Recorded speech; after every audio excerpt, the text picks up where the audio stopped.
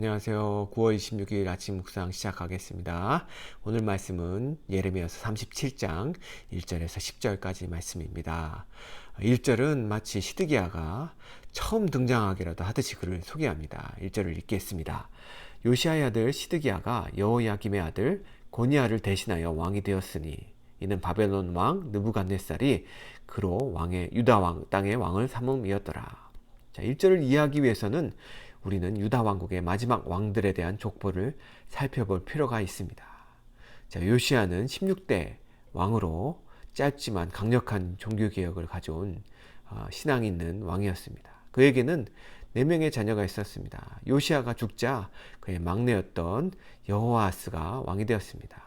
그런데 여호아하스는 친애굽파가 아니었기 때문에 그를 싫어했던 애굽이 그를 잡아갑니다. 여호아하스를 이어 왕이 된 자는 요시야의 둘째 아들이었던 여호야김이었습니다. 여호야김은 우리가 봤듯이 친애굽파였죠. 그래서 그는 바벨론에 미움을 샀습니다. 그리고 바벨론의 포로로 끌려가서 죽게 됩니다. 자, 여호야김 이후에 왕이 된 자는 여호야김의 아들 여호야긴이었습니다. 고니야는 이 여호야긴을 의미합니다. 여호야긴은 정말 짧은 기간을 통치했습니다. 100일간의 기간을 통치하다가 또 바벨론의 포로로 끌려갑니다. 그리고 그 다음에 바벨론이 세운 왕이 요시야의 셋째 아들인 시드기야입니다. 1절은 그 시드기야가 왕이 됐고 또 그 시드기야가 왕이 된 지 10년이 지난 후에 바벨론이 유다의 모든 땅을 점령하고 예루살렘을 포위하고 있다가 애굽이 출정했다는 소식에 잠깐 동안 예루살렘에서 물러났을 때를 배경으로 하고 있습니다. 자, 5절은 그런 배경을 잘 설명해 줍니다. 5절을 읽겠습니다. 바로의 군대가 애굽에서 나오매 예루살렘을 에워쌌던 갈대아인이 그 소문을 듣고 예루살렘에서 떠났더라. 자, 예루살렘을 에워쌌고 있던 바벨론이 애굽의 출정 소식을 듣자 잠시 포위를 풀고 떠났습니다.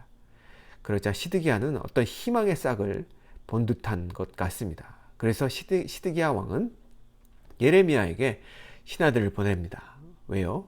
기도를 해달라는 것이었죠. 3절에 나옵니다. 시드기야 왕이 셀레마의 아들 여후갈과 마아세야의 아들 제사장 스바냐를 선지자 예레미야에게 보내어 청하되 너는 우리를 위하여 우리 하나님 여호와께 기도하라 하였으니. 자, 여러분, 제가 서두에서 유다의 마지막 왕들에 대해 설명드렸죠. 그 중에 5명이 있는데 그 중에 2명은 정말 짧은 기간을 통치했어요. 여호아스와 여호야긴이었죠. 그들은 3개월 혹은 100일을 통치했습니다. 그래서 이 2명을 제외하고요, 유다를 한 10년 넘게 통치한 그 3명의 왕, 요시야, 여호야김, 그리고 시드기야 왕, 이 마지막 세 왕의 신앙의 모습을 평가하자면 이렇게 평가해 볼 수가 있습니다. 요시야 왕은 하나님을 향해 전심을 가진 왕이었습니다. 그는 종교개혁을 일으킬 정도로 하나님께 신실한 왕이었죠. 그렇다고 한다면 여호야김의 마음은 어떠했을까요? 36장에 우리가 봤듯이 그는 하나님의 말씀을 조각조각 내서 불에 태워버리는 하나님을 향해서 전무한 마음의 무심이었던, 아무 마음이 없었던 그런 자였습니다. 그렇다면 시드기야는 어땠을까요? 시드기야는 때때로 하나님 보시기에 올바른 일을 하려고 했습니다. 34장에 보면 노예가 된 동족을 풀어주려는 모습을 보이기도 합니다. 오늘 말씀 3절에는 그가 위기에 닥치자 예레미야에게 하나님께 기도를 부탁하는 그러한 모습을 보이기도 합니다. 그렇지만 그는 전심으로 하나님을 찾지는 않았습니다. 다만 하나님께 잘 보여서 그가 당한 문제, 이 당면한 문제를 해결하는 데에만 관심이 있었습니다. 하나님을 향한 그의 마음은 다름 아닌 반쪽짜리, 반심이었습니다. 그는 마치 하나님을 찾는 듯한 그런 신앙인의 모습을 보여주었지만 사실은 하나님의 뜻을 한 번도 제대로 이해한 적이 없었습니다. 2절은 그것을 잘 설명해 줍니다. 2절을 읽겠습니다. 그와 그 신하와 그 땅 백성이 여호와께서 선지자 예레미야로 하신 말씀을 듣지 아니하니라. 자, 여기서 예레미야가 한 말은 어떤 말이었을까요? 그 말은 하나님께서 이 땅을 바벨론 왕의 손에 붙였다. 그러니 애굽을 의지하지 말고 바벨론에 항복하고 하나님의 뜻을 따르라는 것이었죠. 다시 말해서 너희가 하나님의 말씀에 불순종함으로 하나님께서 너희를 바벨론의 왕의 손에 붙여서 너희를 형벌을 내릴 것이다. 그렇게 함으로 너희의 죄악을 제거할 것이다 라는 말씀이었죠.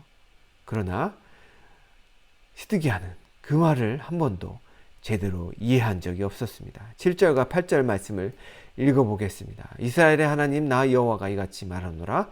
너희를 보내어 내게 구하게 한 유다 왕에게 이르라. 너희를 도우려고 나왔던 바로의 군대는 자기 땅 애굽으로 돌아가겠고 갈대아인이 다시 와서 이 성을 쳐서 취하여 불사르리라. 자, 이것은 하나님께 기도함을 통해 바벨론의 공격으로부터 벗어나게 해달라는 시드기야의 기대와는 정반대되는 반응이었습니다. 심지어 예레미야는 10절에 보면 갈대아 군대의 부상자들로만으로도 예루살렘은 패전하며 불타고 말 것이다 라며 하나님의 심판과 멸망에 대한 메시지를 명확하게 전달합니다. 자, 여러분, 우리는 다른 사람에게 기도 부탁을 많이 합니다. 이렇게 기도를 부탁하는 행위를 통해서 우리는 신앙적이고 믿음이 있다라고 생각을 합니다. 그러나 다른 사람에게 하나님께 기도해 달라고 부탁을 한다고 해서 그가 하나님을 신뢰하는 것은 아닐 수 있습니다. 기도 부탁 혹은 기도 제목 나누기로 보자면 한국 사람들을 따를 자가 없을 것입니다. 그런데 오늘 시드기야의 모습처럼 많은 사람은 기도 부탁을 통해 자신이 당면한 문제들만을 해결받기 원하지 정말 그들을 향한 하나님의 뜻이 무엇인지 진지하게 생각하지는 않습니다. 그런 모습에 대해서 우리는 예레미야가 경고를 했던 그 경고, 그것을 진지하게 생각해야 됩니다. 9절 말씀입니다. 나 여호와가 이같이 말하노라. 너희가 스스로 속여 말하기를 갈대아인이 반드시 우리를 떠나리라 하지 말라. 그들이 떠나지 아니하리라. 자, 여러분, 예레미야의 경고는 스스로 속이지 말라는 것입니다. 여러분, 성경은 하나님의 이름을 만홀히 여기지 말라라고 말씀하시면서 심은 대로 거둘 것이라고 말씀하고 있습니다. 지금 예레미야는 시드기야 왕에게 너희가 뿌린 대로 거둘 것이다. 너희가 지금 죄악을 범했기 때문에 그 죄악을 범한 그 징벌을 너희가 지금 받을 것이다. 너희는 바벨론을 통해서 포로가 될 것이고 그 죄악의 문제가 해결된 다음에 돌아올 것이다 라는 그러한 말씀을 전하고 있습니다. 여러분, 하나님의 뜻은 언제나 명확합니다. 하나님의 뜻은 크리스탈 클리어합니다. 그런데 우리는 잘못된 생각으로 하나님의 뜻을 왜곡하며 자신을 속입니다. 하나님의 뜻은 언제나 뒷전이고 눈에 보이는 현실 문제 해결에만 급급해서 기도 부탁에만 남발을 합니다. 그것을 오늘 예레미야는 자기 기만이라고 말합니다. 여러분, 기도를 부탁하고 기도 제목을 나누는 것은 참으로 좋은 행동입니다. 그렇지만 많은 경우 사람들은 자신의 삶을 하나님의 뜻대로 바꾸려는 노력은 하지 않으면서 끊임없이 기도 부탁만 합니다. 개인의 욕심을, 교회의 아집과 욕망을 기도의 이름으로 사방에 퍼뜨립니다.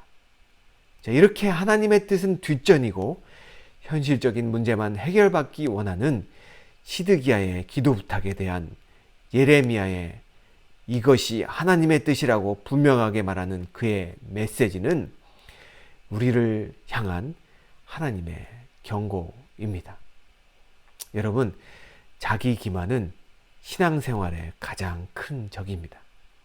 우리는 자기 기만이라는 신앙생활의 적에서 벗어나야 합니다. 하나님께 내 뜻대로, 내 소원대로 이루어달라고만 간구하는 그러한 반쪽짜리 마음이 아니라 하나님의 뜻이 내 뜻이 되고 하나님의 뜻을 바르게 알므로써 그 뜻이 내 속에 이루어지기를 간구하는 온전한 신앙인의 모습을 회복해야 됩니다. 여러분, 하나님을 만홀히 여기지 마십시오. 하나님은 우리가 뿌린 대로 거두게 합니다. 하나님 앞에 하나님의 뜻을 간절히 간구할 때 하나님의 뜻이 우리 가운데 이루어지며 우리의 신앙생활이 온전해질 수가 있습니다. 그렇게 온전한 신앙생활을 이뤄나가시는 클리프턴 성도님들이 되시길 간절히 기도합니다. 기도하시겠습니다. 하나님, 우리가 우리 스스로를 속이는 아버지 하나님 어리석은 신앙인이 되지 말게 하여 주시옵소서.